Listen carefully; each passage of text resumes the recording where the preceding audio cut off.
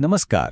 આજે આપણે એમએમવી ટ્રેડના એક બહુ જ મહત્વના પાસા પર વાત કરવાના છીએ અને એ છે ચોકસાઈના ઓજારો. જુઓ, આ એવા ઓજારો છે જે એક સામાન્ય કામ કરનાર અને એક સાચા પ્રોફેશનલ મિકેનિક વચ્ચેનો ફર્ક બતાવે છે. તો ચાલો શરૂ કરીએ. હવે જુઓ આ સવાલ.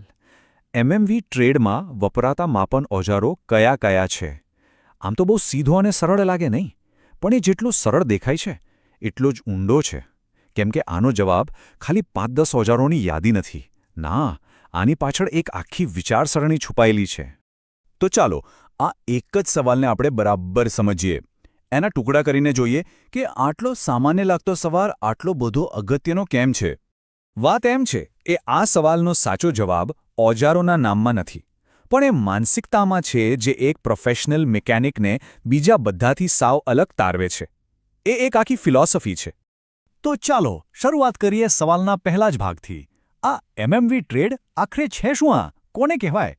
જુઓ, એમએમવી ટ્રેડ એટલે ગાડીઓમાં શું ખરાબી છે એ શોધવું, એને ઠીક કરવી અને એની જાળવણી કરવી.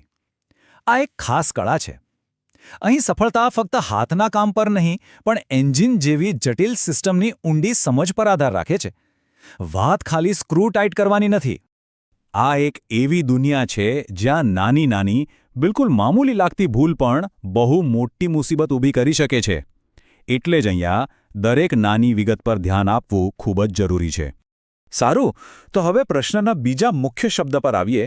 માપન એટલે કે મેજરમેન્ટ. આનો અર્થ શું થાય છે આ ફિલ્ડમાં? માપન એટલે કોઈપણ ભૌતિક વસ્તુનું એકદમ ચોક્કસ મૂલ્ય કાઢવું. સાવ સાદી ભાષામાં કહીએ તો એ સુનિશ્ચિત કરવું કે એન્જિનનો દરેક નાનો મોટો પાર્ટ પોતાની જગ્યાએ બિલકુલ પરફેક્ટ રીતે બેસે અને જે રીતે ડિઝાઇન થયો છે બસ એ જ રીતે કામ કરે. તો સવાલ એ છે કે એક મિકેનિક ખરેખર માપે છે શું?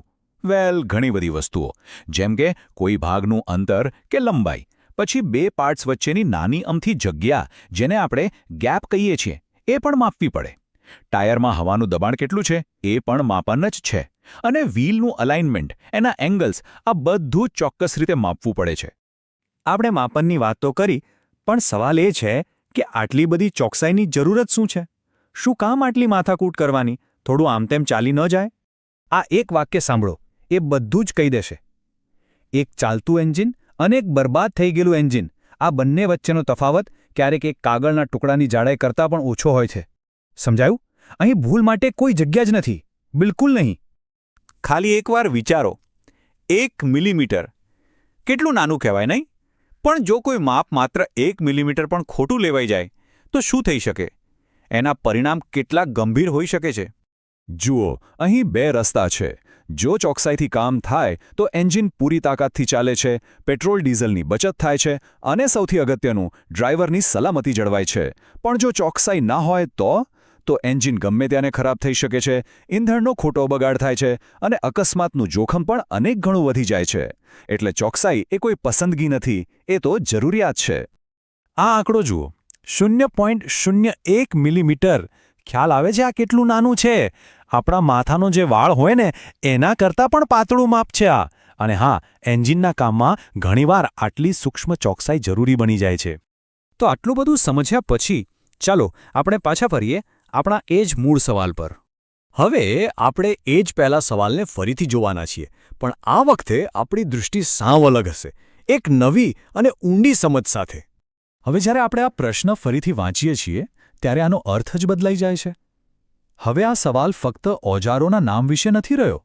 આ સવાલ ખરેખર એમ પૂછી રહ્યો છે કે એક ઉત્તમ પરિણામ, સંપૂર્ણ સલામતી અને શ્રેષ્ઠતા મેળવવા માટે તમે કયા સાધનો પર ભરોસો કરશો? એટલે સમજી લો, આ કોઈ પરીક્ષાનો સવાલ નથી. ના, આ તો એક સફરની શરૂઆત છે. એક સાચો પ્રોફેશનલ, એક સાચો કારીગર બનવાની શરૂઆત અહીંથી થાય છે. અને અંતમાં એક વાત હંમેશા યાદ રાખવા જેવી છે, જે આખા કામનો સાર છે: સાચી શ્રેષ્ઠતા હંમેશા ચોકસાઈમાંથી જ જન્મે છે. બસ આ જ મૂળ મંત્ર છે, પછી ભલે તે કોઈ પણ કામ કેમ ન હોય.